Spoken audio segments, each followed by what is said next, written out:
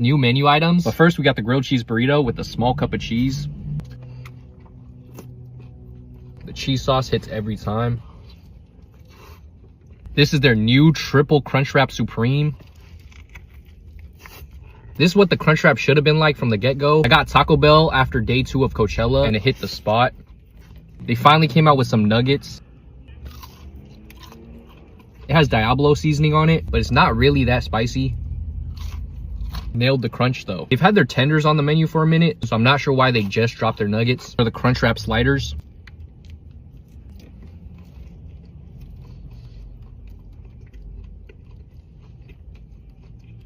Basically like a Crunchwrap, except they replaced the beef with their chicken nugget. Nacho fries are a must.